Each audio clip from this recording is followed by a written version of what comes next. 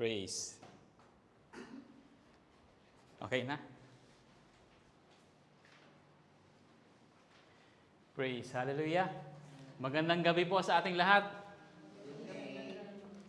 Are you blessed? Amen. Praise God. Hallelujah.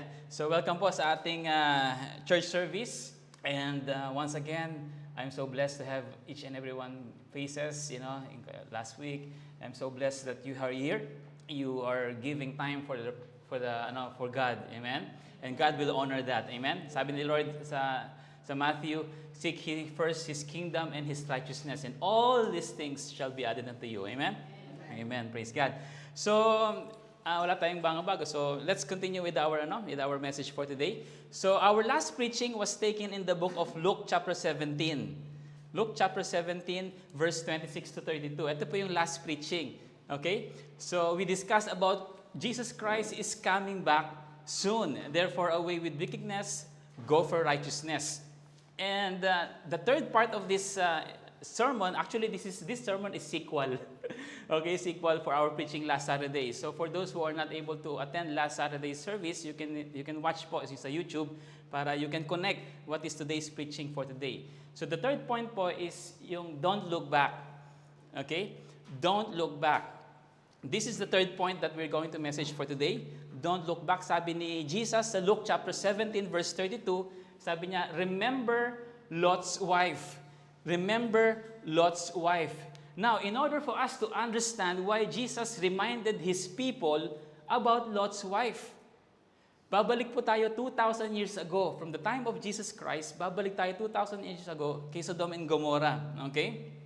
Imagine that was 2,000 years ago. Yet, Jesus reminded His people about what happened to Lot's wife. 2,000 millennia. Yet, Jesus says, remembers Lot's wife. Surely, God will not put these three-letter words, okay, sa Bible unless He wants to tell us something. Unless He wants to say something or we can learn from something, right? Amen? So, our text for today is taken from Genesis chapter 19, verse 15 to 7 and 24 to 26. Genesis chapter 19, verse 15 to 7 and 24 to 26. May I invite everyone to stand in reading of God's precious word. Sabi po dito, with the coming of dawn, the angels urged Lot, saying, hurry, take your wife and your two daughters who are here, or you will be swept away when the city is punished. When he hesitated, the man grasped his hand and the hands of his wife and his two daughters and led them safely out of the city, for the Lord was merciful to them. In verse 17, as soon as they had brought them out, one of them said, flee for your lives. Don't look back and don't stop anywhere in the plain. Flee to the mountains or you will be swept away. In verse 24, let's jump to verse 24. It says, then the Lord rained down burning sulfur on Sodom and Gomorrah from the Lord out of the heavens. Thus he overthrew those cities and the entire plain, destroying all those living in the cities and also the vegetation in the land. But Lot's wife looked back, and she became a pillar of salt. Let's bow our heads and pray. Hallelujah. Heavenly Father, we come before you, Lord, acknowledging your presence in our midst. Holy Spirit, thank you, Lord, for being here with us. Thank you for your presence. You have said, Lord, that if there are two or three gathered in your name, you will be in the midst of us, Lord. Thank you, Jesus, for your presence. Let your love pour in this place, Lord. Lord, as I deliver your message, Lord, itago niyo lang po ako sa inyong likuran, Lord. Let you be the one, Lord, to shine, Panginoon, Lord, what you have done in the cross. Ikaw lang po ang mapapurihan, ikaw lang po mapasalamatan sa gabing ito, Lord. And let your will be done today, Lord. And those people who will hear your words and those watching in YouTube, Lord, prepare their hearts. And whatever message that you want to say in our hearts, Lord, make it so simple and, Lord, will struck in our hearts, Panginoon, Lord. And we know and we believe, Lord, today is not accident, Lord. They are here or listening to your words, but you have a purpose for each and every one, Panginoon. And that purpose will come to pass, Lord, as you have said, Lord, that every word has spoken, it will not come back to you in void, Panginoon. Thank you, Lord. Bless this day. Let your will be done tonight. And bless each and every one, Lord. This is our prayer in the mighty name of Jesus. Amen. Amen. You may be seated, please. Our title for today is Don't Look Back. Don't look back. Okay, let's don't look back. Okay? Can you tell to the person on your right, sabihin niyo sa kanya, don't look back. Don't look back. Yung nasa, sa left, sumugod kayo, I won't. I won't. Okay? Amen. So don't look back. Just check this short video. Commuters in Australia teamed up this morning to help free a man whose leg was trapped between a train and a platform by lining up alongside the carriage and pushing the train.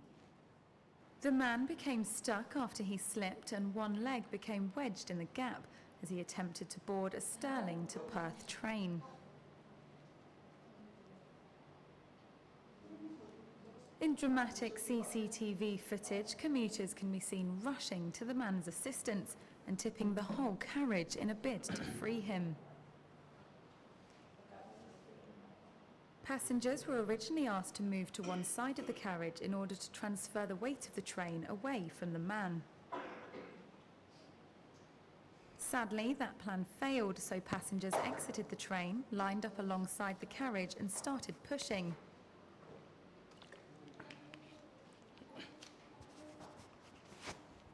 An ambulance was called to the station, but the man did not sustain any serious injuries.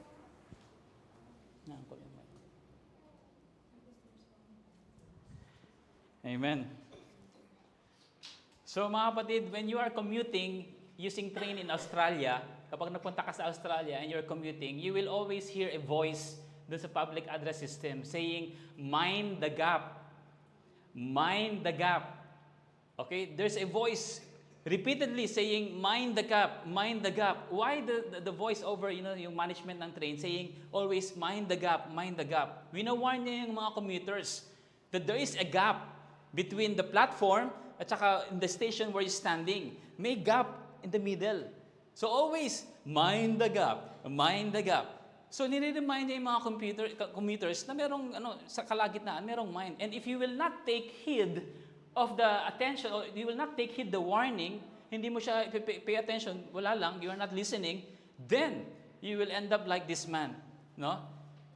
Yung leg niya napunta dun sa sa middle yung gap na yon. So that place where you don't want to be, right? Ito yung place na ayaw natin mapunta katulad ng lalaking to. His leg got stuck in the gap. So that is the place where you want to be, you don't want to be, mga kapatid, because failure to take heed of the warnings, it will lead you to some catastrophic disaster or, accident. Like for example, when you ride an airplane, di ba, there's so many warnings na marami nakalagay, no? Marami nakalagay na precautionary measures, set of rules, na if you fail to follow them, mga kapatid, you might end up, in an accident or something, maybe you put some people's lives in danger kapag hindi mo sinunod, or worse, maybe you will go to jail. Di ba? So mga kapatid, I will advise you, mga kapatid, that you don't look back. You don't look. You have to take heed. Take heed on the warning. Yung instructions na binigay ng ating Panginoon sa ating buhay, meron din tayong mga warning na natanggap araw-araw. Sa trabaho man, o sa ano man, even in our personal life. And spiritually speaking, God has given us also warning. Okay? God has given us instructions, and it is given by the Lord for us to follow. So I advise you, don't look back and take heed. Commuters in Take Australia. heed the warning. Don't look back and take heed the warning. In verse 15, sabi po rito, with the coming of dawn, the angels urged Lot, saying, hurry, take your wife and your 2 daughters who are here, or you will be swept away. Okay? When the city is Spanish. So what's the meaning of heed? Ano bang ibig sabihin ng heed? Okay? So sa Cambridge Dictionary, sabi rito, heed is a verb. In this context, it's a verb, so it's an action word to pay attention. To pay attention to something, especially advice or warning. Kailangan makinig ka. You have to listen and follow the advice. So yun yung pong context on, take heed. So God gave us the warning. Binigay sa atin ng warning ng Panginoon. Sabi doon sa family ni Lot, especially the wife of Lot, sinabihan sila ng buong pamilya, please, take your wife and your 2 daughters who are here or you will be swept away when the city is Spanish. So mga kapatid, the family knows what will happen. Di ba? Alam ng Panginoon, alam nila kung anong mangyayari sa Sodom and Gomorrah, and they know very well that it will come to destruction. So angels were trying to save them, and so they will not receive the punishment. So the angels then give them warning. If you stay in Sodom, you will be swept away. Pag nanitili ka. So in the same manner, mga kapatid, in our personal lives, if you stay continually, you're living a life of, not displeasing with the Lord, then of course you will be punished. Okay, you will be punished. If you stay in the manner that you want to stay a life that is not in accordance to His word, then the Lord is giving us warning. You will be swept away. God gave us as warning in Romans chapter 6 verse 23, which we all know, for the wages of sin is death. Sabi rito, ang kabayaran ng kasalanan ay kamatayan. This is a warning from God. Another warning, Take heed, mga kapatid, because God's word is true. Ang kabayaran ng kasalanan ay kamatayan. So don't fall into a dangerous thinking na okay lang, I can do it. God loves me naman eh. Mahal naman ako ng Panginoon. Don't fool yourself on thinking na God is good. If you remain in your sin and continue a life of sin, mga kapatid, then you will receive the same punishment that Sodom and Gomorrah received, or the same punishment that Lot's wife received. You must pay attention to the warning. The analogy that I can give you, mga kapatid, is a person who smoked totally, who smoked, totally disregarding the sign. Kahit half of the packaging, nakalagay dyan, smoking kills, meron ng big warning with bold fonts, smoking kills, yet many people puffs up, di ba? Di ba? Nagpa-puff up sila, ignoring the signs. The same way, sin is like cigarette, mga kapatid. Because even deep inside your heart, mga kapatid, that what you're doing is something wrong in the sight of God. Alam mo na, kung ginawa ko to, sinabi ko to, is not pleasing to the Lord. Yet, we do it. Di ba? Ginagawa pa rin natin. In your inner conscience, alam mong mali, yet you're still doing it. It's called sin. One stick after another, you enjoy. Nag-enjoy ka sa isang stick, sa grilyo. But there is a warning, mga kapatid. Sin will destroy you little by little, mga kapatid. Sin will destroy you because sin has no mercy. Okay? Sin has no mercy. It will destroy you. It will destroy your relationship. It will destroy you as a person, mga kapatid. And ultimately, it will destroy your life.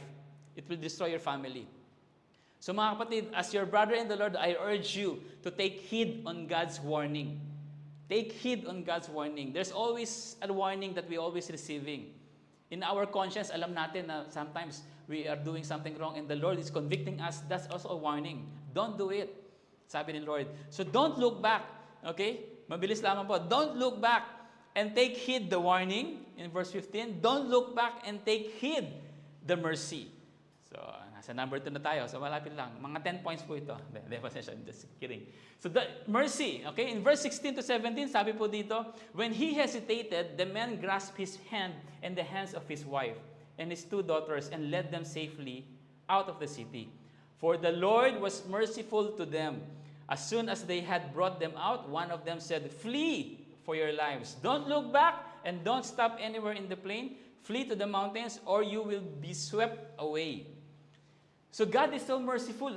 Nag-hesitated pa sila. Yet the angels, okay, ayaw nyo, I'll take your hand. I'll bring you to safety. So hindi ka na mapahamak. The angels took them by the hand. Why? Because the Lord was merciful to them. Okay? Was merciful. God not only sending warning, mga kapatid, hindi lang warning, binigyan pa tayo ng mercy. Okay? So mercy is not receiving the penalty or the punishment we deserve. Again, mercy is not receiving the punishment that we deserve. That's mercy. Okay? Yun. It's not because entitled ka, because you're so good, mabait ka, and then you deserve the mercy. Hindi po. I remember Carlos Yulo, I'm being blessed because I'm good, sabi ni Carlos Yulo when his interview with Tony. No, it's not because of your goodness. It's because of God's grace. Sa biyaya ng Panginoon, kaya ka pinagpapala. If you remember the verse, the rain falls on the evil one and the rain falls on the good ones. Pinagpapala pa rin ng Panginoon yung mga evil. Pinagpapala pa rin, di ba? The rain falls on the evil and in the good. So it's not because you're good, it's not because, may masasabi ka kaya ka natanggap yung mga ganung bagay. No. It's because of God's grace, mga kapatid. God saves us, it's not because something we are in our heart, mabait naman kasi tayo. No. There's something not good in our heart, mga kapatid. Sabi ng Titus 3 verse 5, sabi po dito, He saved us not because of works done by us in righteousness. Hindi po sa mabubuting gawa, but according to His own mercy. He is blessing us, He's giving us His mercy, not because of our goodness. In fact, we are not good, The Bible says, all good things na ginawa mo sa buhay mo is just filthy rags in the eyes of God. So He saved us not because of our works done by us in righteousness, but according to His own mercy. Okay? Because of His own mercy. So don't reject God's mercy. Binigyan ka ng mercy pang ng Panginoon. Huwag mong i-reject yon. Okay? Tanggapin mo ng buong puso yung mercy. Mahabagin ng ating Panginoon na ayaw ng Diyos na papahamak sino man. God does not want anyone to perish. Sabi sa 2 Peter chapter 3 verse 9, sabi po doon, The Lord is not slow in keeping His promise, as some understand slowness, but is patient with you, not wanting anyone to perish, but everyone to come to repentance. God wants all to repent. The question is, did you already repented? Nagsisi ka na ba sa kasalanan mo? Tinalikuran mo na ba yung mga dapat mong gawin na alam mong hindi tama sa mata ng Diyos? Did you turn back that aside sa buhay mo? Meron bang pagbabago sa puso sa puso niyo, mga kapatid? Ikaw lang makakasagot niyan sa harap ng Diyos. Kaya kung hindi mo pa rin sinusuko ang iyong buhay sa ating Panginoong Jesus, aba kapatid, ano pang hinihintay mo? Pasko, mga kapatid, if you remain in your old life, if you remain in your life that is not pleasing to the Lord, nanatili ka sa ganong klaseng pamumuhay, you will be judged, mga kapatid. You will be judged. So mga kapatid, don't look back. Don't look back and take heed the warning. Don't look back and take heed the mercy. Don't look back and take heed the judgment.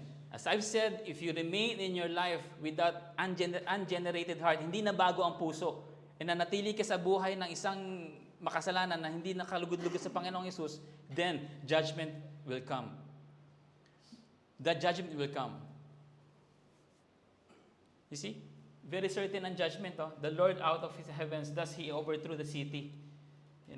Destroying all those living in the cities. Judgment will come, mga kapatid. So take heed the warning. So for those who reject the mercy, number one, for those who reject the mercy, okay? And second, for those who reject the warning, you cannot escape God's judgment. Kapag lagi mong sinusuppress ang pagmamahal ng Panginoon, alam mo na binigay niya ang buhay para sa iyo, but yet you still reject Him, then you cannot escape God's judgment. Sabi yan sa 2 Peter chapter 2, verse 4 to 6. Kahit nga anghel, sabi rito in King James Version, in 2 Peter chapter 2, verse 4 to 6, For if God spared not the angels that sinned. Remember, Lucifer and his 1/3 of angels sinned against God. Hindi niya in-spare. God spared not the angels, but cast them down to hell and delivered them into chains of darkness to be reserved into judgment. Second, and spare not the old world, but saved Noah, the 8th person, a preacher of righteousness, bringing in the flood upon the world of the ungodly. You see? Angels was not spared by God's judgment. The people in the time of Noah was not spared in God's judgment. Who are we not to receive God's judgment? Amen? And turning, number 3, and turning the cities of Sodom and Gomorrah into ashes, condemn them with an overthrow, making them an example unto those that after should live ungodly. So we will not be able to escape God's judgment. Yes, God is good. God already died on the cross, but yet there is still pending judgment if we continue to reject Jesus and we continue living a life of sin. That is God's word, not my word, mga kapatid. So the Bible was given for our salvation, mga kapatid, and the Bible also was given for our warning. This is our warning. And of course, most especially, the Bible was given for our salvation. God's revealed world, yung word na salita ng Diyos, it kept reaching us in our hearts, extending His love, His mercy, para nang sa ganun tayo ay hindi mapahamak. Amen? Let us not repeat the same mistake people always commit all over again, mga kapatid.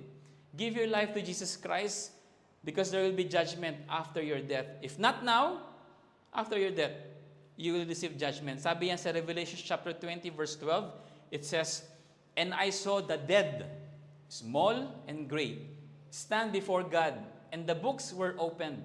And another book was opened, which is the book of life. And the dead were judged out of those things which were written in the books according to their works." So mga kapatid, there are two books as you notice. There are two books. There's another book of life and another book of remembrance. It's called Book of Remembrance. That means all the things you have done from your childhood until hanggang ngayon, everything was written in a book. It's a book of remembrance.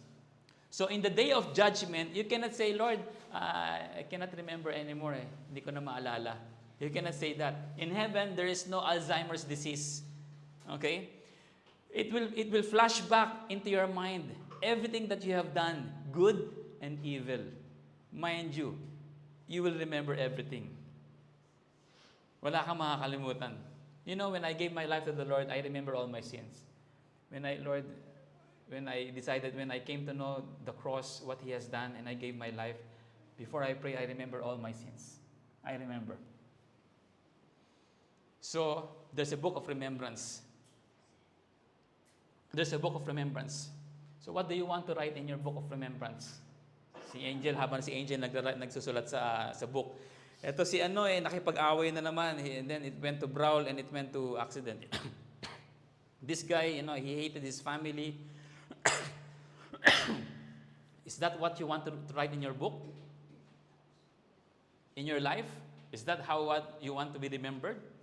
So mga kapatid, take heed. Take heed. Don't look back and take heed the warning. Last but not the least, don't look back and take heed the warning. Don't look back and take heed the mercy. Don't look back and take heed the judgment. And last but not the least, don't look back and take heed the heart. Take heed the heart. In verse 26, it says, "But Lot's wife looked back, and she became a pillar of salt." Meaning she died. Grabe, no? Parang ang harsh naman ni Lord, di ba? Anong masama? Parang gumanon lang naman siya. Anong masama, di ba? Tumingin siya, lumingon lang siya. Di ba? Yet, she was turned to pillar of salt. What's wrong with looking back? Now, to understand what the Lord wants to tell us, this is what the Lord wants to tell. Remember, 2,000 years ago, yet Jesus said, remembers Lot's wife.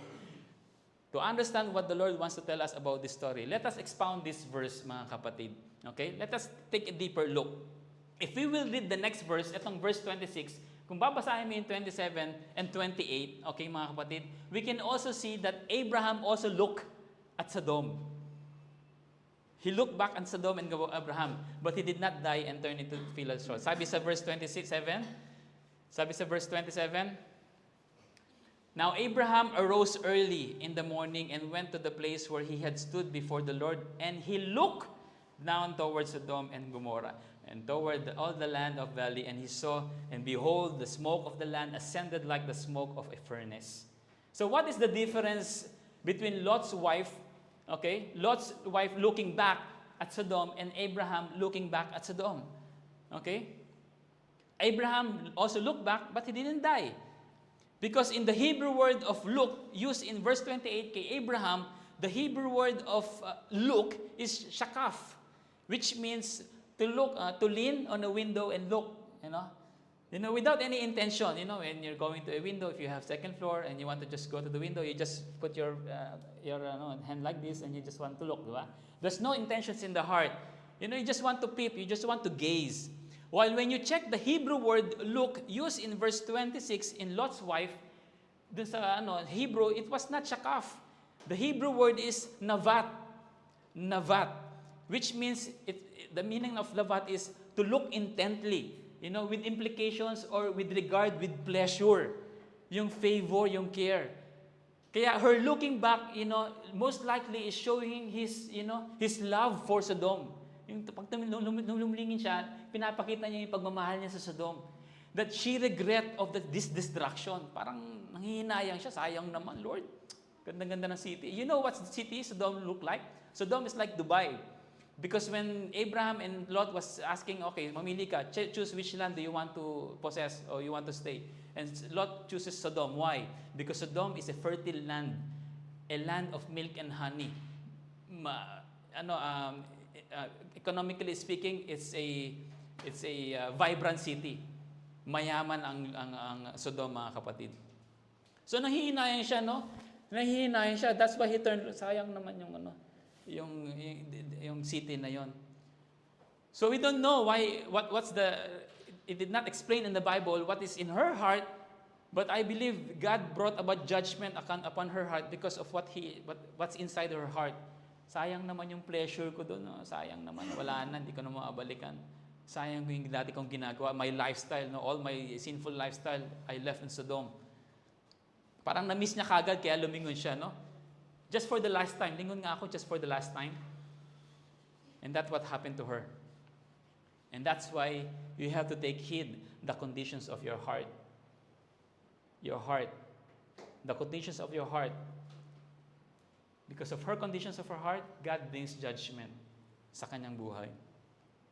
Mga kapatid, this is a classical example for us Christians today. Classical example that a person is almost saved, but not saved. She was very close, di ba? Maligtas na siya eh. She was very close. But in the end, hindi pa rin pala siya ligtas. That's why, Jesus Christ takes an important on these three words. Remember Lot's wife. Not because you're sitting in the pew, you're attending the church, meron ka ng assurance na you're ligtas. You have to know what's the matter inside your heart. Ano yung nasa puso mo? Because God looks at the heart. Sabi nga, man will look in the appearance, sabi sa Samuel, but God looks in the heart. That's why Jesus said, remember Lot's wife. Kayo mga kapatid, what's the condition of your heart? Ano yung nasa puso nyo? To be honest. If I will ask you, what's inside your heart? Is your heart inclined toward God, mga kapatid? Kasi kung hindi inclined yung puso mo sa Panginoon at distraction ka sa mundo, then you will be cast away. You will be swept away. You will be swept away katulad ng sinabi ni Angel. Sabi yan ng Luke chapter 9 verse 62. And Jesus said to him, no man having put his hand to the plow and looking back is fit for the kingdom of God. You see, God requires an unconditional surrender, not 99.9. He wants 100% of your heart. Hindi ka deserving. Kaya nga, Lot's wife is not deserving because her heart is not inclined towards God. Her heart is inclined towards the sinful nature of Sodom. She misses those pleasures. Maybe because dahil ang Sodom ay mayaman, maybe she has a lot of property, materialism. That's why she longs for that treasure. So don't look back. Otherwise, you will not fit to the kingdom. Don't reminisce those. You're recollecting your past. What are you doing in sinful lifestyle? Don't look back. It always, when you face the Lord, it always boils down into matters of the heart. What's inside your heart? When you face God, He's always asking you, what's inside your heart? In Proverbs 4:23, sabi dito, keep your heart with all due diligence, for out of it springs the issues of life. You see? Keep your heart with all diligence. Your heart is, you should keep your heart pure. You should keep, dapat you don't delve into much any poisoners na makakasira ng iyong puso. So ano mang bagay. what happened to Lot's wife should serve as a warning. As a warning to all of us. No Christian should have the same heart like Lot's. You should not have a heart longs for the, for the corrupt and passing world. Etong mundo na to, wala to eh. This is only temporary. We will all die. We will leave this earth. Lahat tayo mamamatay. So if you cling to those things, nothing will satisfy you. So what's inside your heart, mga kapatid? Ano ba talaga nilalaman ng puso mo? Sabi sa Matthew chapter 6 verse 21, where your treasures is, there will your heart be also. So nasaan ang iyong puso? Nasaan? Is your heart is more on towards in materialism? Excuse me. Is your heart is towards on pleasures, gimmick, wild parties? Is your heart is more on, on yourself, self-centeredness? If you spend too much time on something, that becomes your God. That's your idol. So is that inside your heart?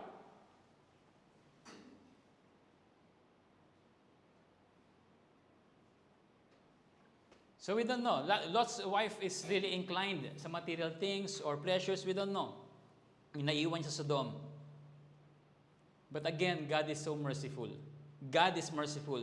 He does not want anyone to perish. That is why God offers solution. God gave us a gift. Isang regalo. Sabi sa Romans chapter 6 verse 23, the first one, for the wages of sin is death, but the gift of God is eternal life in Christ Jesus our Lord. It is a gift. You don't have to work for it. Hindi mo na kailangan pagbayaran. Okay? I remember Aisha, in one of our Bible study, someone gave her a gift. And when someone gave her a gift, I don't know, in school, and said, that person who gave that a gift, pinababayan sa kanya, pinababayaran. Bayaran mo yun. That's not a gift, mga kapatid. That's not a gift. So God is offering here a gift of eternal salvation. You don't have to work for it. Sabi ni Jesus, if you confess with your mouth that Jesus is Lord and believe in your heart that God raised Him from the dead, you will be saved. Because when you're confessing that Jesus is Lord, that means you're confessing in your life that you are acknowledging what He has done in the cross. Lord, I acknowledge you. You are my Lord of my life. Not only in some areas, but all areas. It might be material, or might be relationship, or might be financial. All areas of your life must be the Lord of your life, si Jesus. And you will be saved. Hindi mo na kailangan pagbayaran yung kasalanan mo, mga kapatid. God took it all away by His precious blood. Okay, that was shed on the cross. Sabi sa Hebrews chapter 8 verse 12, I will be merciful to their iniquities, and I will remember their sins no more. You know why He said this? Because God has died on the cross. He already paid in full. Kaya niya nasasabi to, I will be merciful to their iniquities, and I will remember their sins no more. So how about the judgment?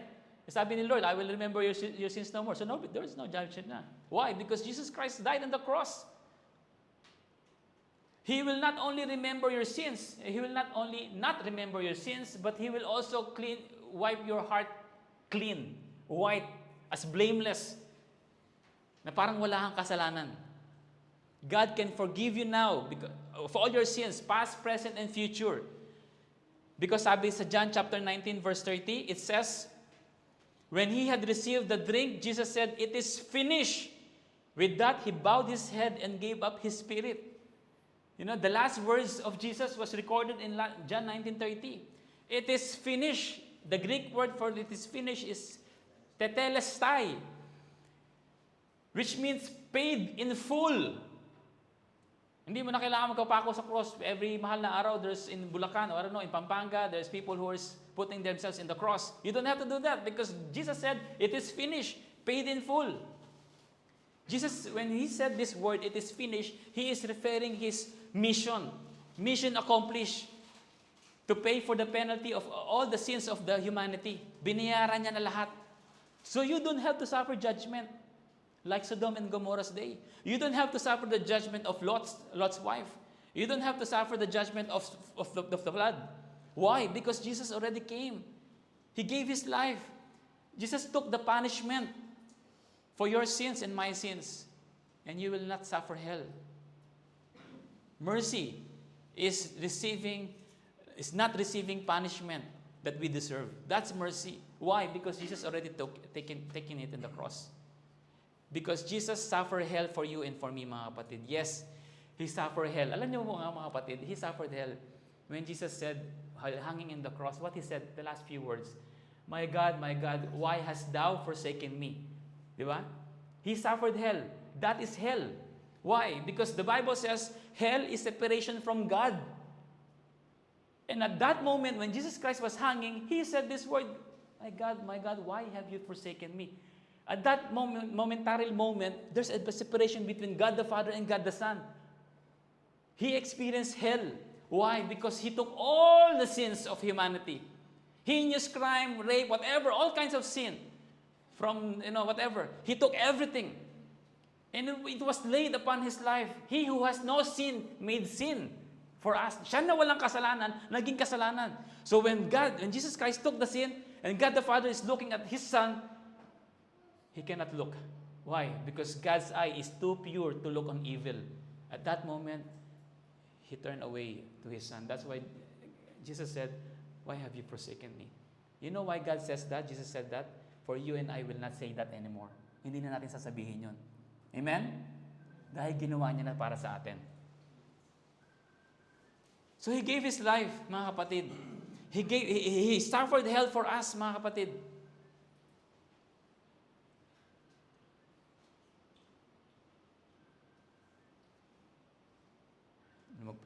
He suffered hell for us, mga kapatid. And one moment, not only he was separated from God the Father at that moment. He also suffered separation from God. Second, sabi dito, what was the last word of Jesus Christ upon sinabi niya, I thirst. Di ba? I thirst. He suffered hell for that. If you remember the story of the rich man and Lazarus, both of them died, di ba? Namatay sila. And the rich man went to Sheol, which is hell, and the poor man, the Lazarus, went to heaven in the Abraham's bosom. Amen? And what did the rich man said to Father Abraham? Father Abraham, have pity on me. Send Lazarus to dip the tip of his finger in the water, so that I can cool my tongue, because I am in agony in this fire. So Jesus, when He said that I thirst, He also felt hell. Because God has abandoned Him at that moment. He suffered hell for you. Kapatid, that's why if you will not accept the Lord Jesus Christ in your heart, walang pagbabago, that punishment na tinanggap ng Jesus, you will still receive. You will still receive. Natanggapin niyo yan. So nararapat lang na talagang dapat ibigay natin yung buong buhay natin sa Kanya. Why? He gave His life. Not only He gave His life, He died for us. Yet tayo, ayaw natin ibigay yung buhay natin sa Kanya. You want to some reservations, 99.9 lang, because I want to do this. The Lord is love. He is the embodiment of love. Yet He is also just.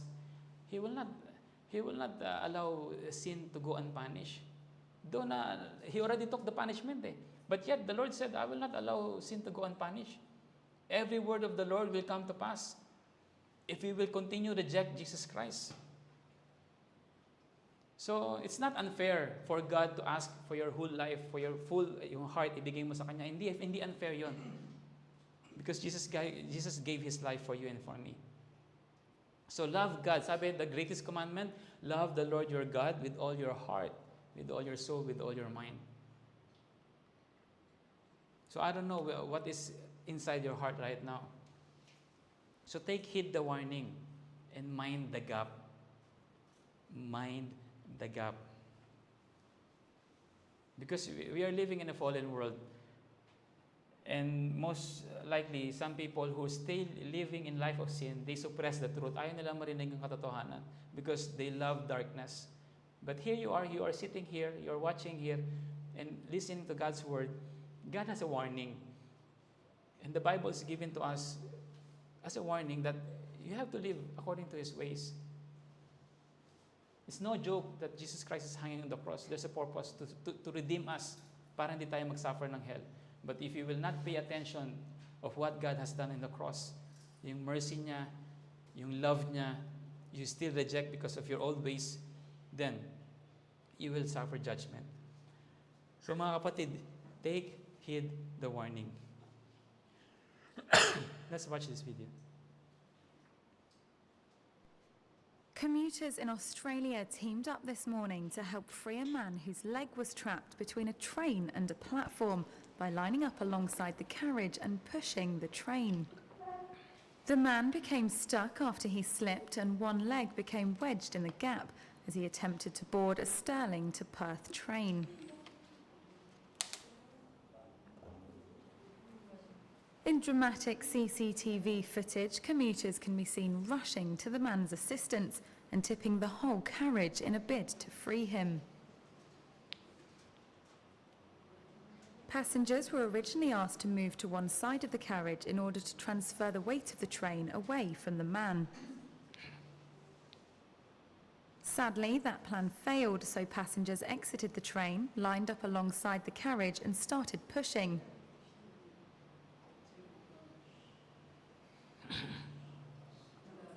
An ambulance was called to the station, but the man did not sustain any serious injuries. Mind the gap. Take heed on the warning, mga kapatid.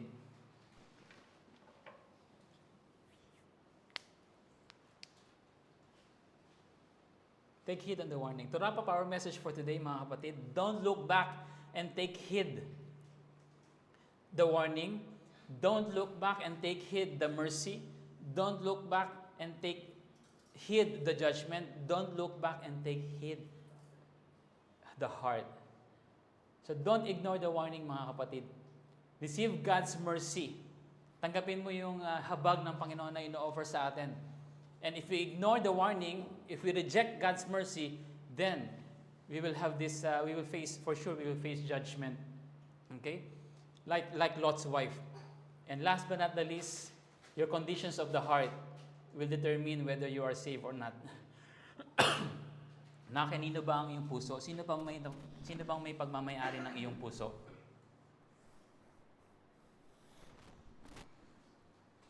May I invite everyone to stand and let's pray. Hallelujah.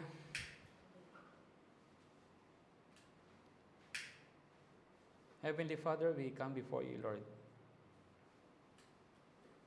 Lord, we have heard your words, Panginoon, Lord. We have heard your word, your warning, Lord, your judgment. But at the same time, Lord, we heard your mercy. We heard your love, Panginoon, Lord. We heard what you have done in the cross, Panginoon, Lord. That wonderful thing that you have done in the cross, Lord. Help us, Lord, to decide with our hearts, Lord, to fully surrender our hearts to you, Lord. Not 99%, not 99.9%, but wholeheartedly, Lord. The way how you gave your life to us, Lord. Help us, Lord, to give our hearts wholeheartedly to you. Removing all those baggages, Lord, that we cling to, Panginoon, Lord, for those temporary things, Lord. Help us, Lord, to focus on you and love you more than anyone else or anything else, Lord. Ikaw ang dapat namin mahalin sa aming puso. Lord, if our hearts is not inclined to you, Lord, if you can see in our hearts that hindi ikaw ang nasa gitna ng aming puso, Lord. Lord, first of all, we ask for forgiveness. Cleanse us with your precious blood, Lord. And Lord, help me, Lord, to make a full decision, Lord, to follow you. With no turning back, Panginoon. Lord, we need you. We need you, Lord.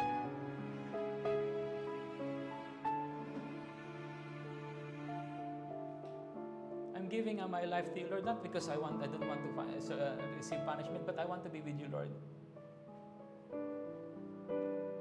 So help us, Lord, that our hearts, Lord, our minds, Lord, will always, Lord, focus on you, Panginoon, for what you have done in the cross. Always remind us, Lord, that everything here in this earth is temporary, Lord. Help us, Lord, not to live by our own lives, Panginoon, Lord, but live according to your will. Give us a life of purpose. And Lord, we receive the salvation that you are offering to us, Lord, the free gift of salvation. And when we receive your salvation, Lord, help us, Lord, to change our hearts, Lord. Change our hearts. Help us, Lord, to follow you. Even sometimes it's hard, Lord, but Lord, let your Holy Spirit empower us to live a life that is pleasing to your sight. And every day, Lord, we grow day by day, from glory to glory, Lord, that we will come to know you. Your goodness, your mercy in our life, Lord. We will come to know you as a person, how you love us, and how you are dealing with us, Lord. Thank you for that, Lord. Pag-imanin niyo po ang aming relasyon sa inyo, Lord. Help us, Lord, to always have communion with you, Lord, to talk to you, Lord. Help us, Lord, to give time to you, Lord. Because you are our priority. In the name of Jesus. Lord, I pray that those challenges in their life, Lord, sa kanilang buhay, Lord, whatever, Lord, na nagkikringe sa kanilang puso, Lord, that they're having hard time to decide, Lord, remove that kind of thing, Lord. Change their heart of stone to a heart of flesh, Lord. And put your spirit upon their spirit, Lord, that they will cause you to obey your commandments, Lord. In Jesus' name. Seal them with your Holy Spirit. Seal them with your precious blood. Thank you, Lord, for what you've done in the cross. And we will not cling to the judgment, Lord, but we will look for the life that you have given us, Lord. The salvation, Lord, that you have given us, Lord. Thank you, Jesus. This is our prayer in the mighty name of Jesus. Everybody say, Amen.